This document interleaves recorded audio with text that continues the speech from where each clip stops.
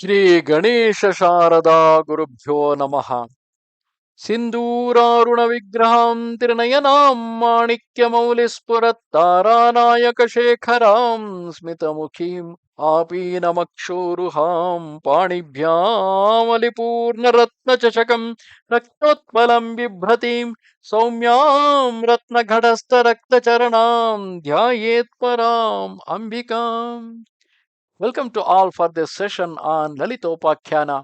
In the previous chapters, we have seen Shiva was ringing with fire, with the anger. Shiva was bursting out with the anger on hearing the news of Sati, his wife, having left her body during the Daksha Yagna, and from his anger born the great Veerabhadra, who rushed to the Yagnashala of Daksha and started the destruction of that Yagnashala.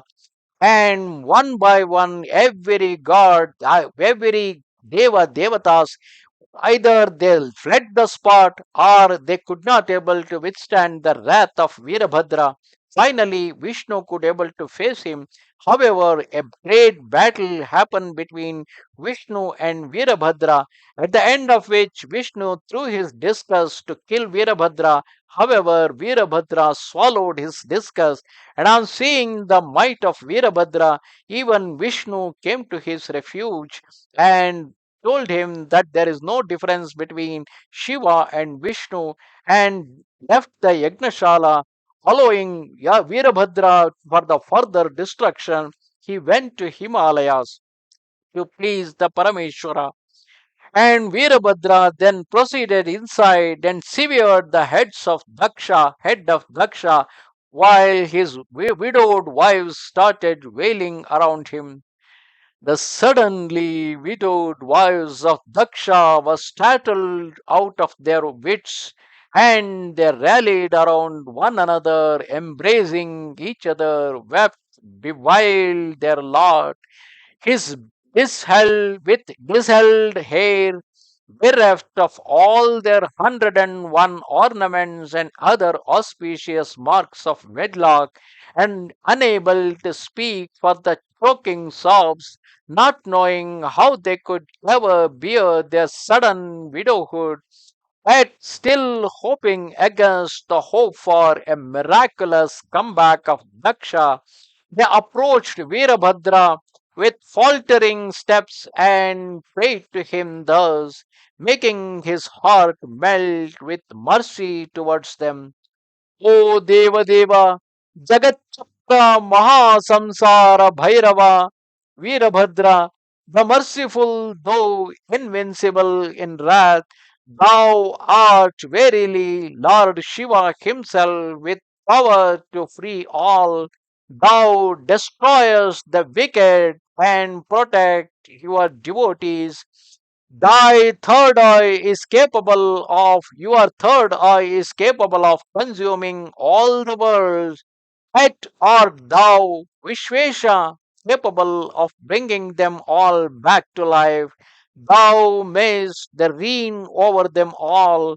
Thou art Brahma, Vishnu, Niranjana, all three in one. By proclaiming enmity with the great Lord Shiva, our haughty husband and proud Prajapati has reaped what reward he had deserved. Thou hast well punished him, O Lord. Why then this wrath still?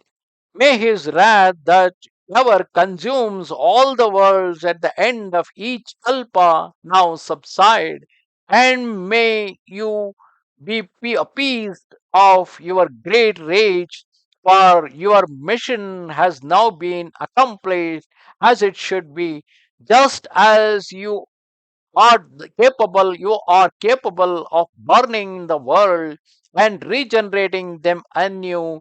We beg you to grant that we may not be left to continue in our widowhood thus. We cannot bear this, and we crave your indulgence to give us back our husband now that he is purified of his great sin at your hands. Be merciful, O Lord, For nothing is impossible to you. None else in all the three worlds can equal you. O Veerabhadra Ganeshwara. Now, with the words of the widows of Daksha Prajapati, Veerabhadra Ganeshwara was moved with compassion at the sight of these wives of Daksha, and wishing to bring him back to life, he looked around. As nothing remained of Daksha's head, he took the head of a he goat and stuck it to Daksha's body. When lo, Daksha's soul re entered it, and Daksha became alive again. Beholding this deed of compassion from their place in the firmament, the Siddhas and other Devas praised Veerabhadra in 1,000 ways.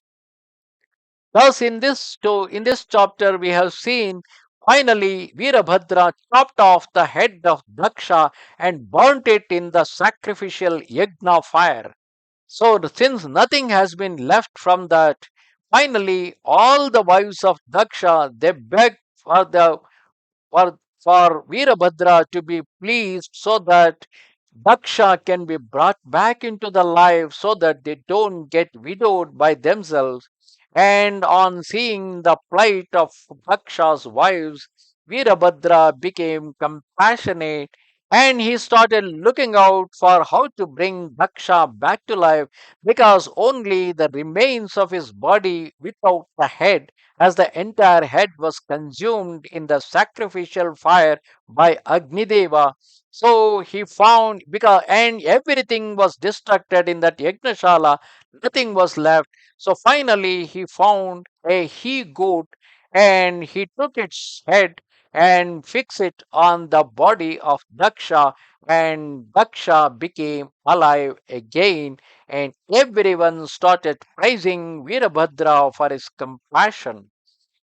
नमस्ते शारदा देवी काश्मीरपुरवासिनी त्वामहं प्रार्थये नित्यं विद्यादानं च देहि मे. Goodbye.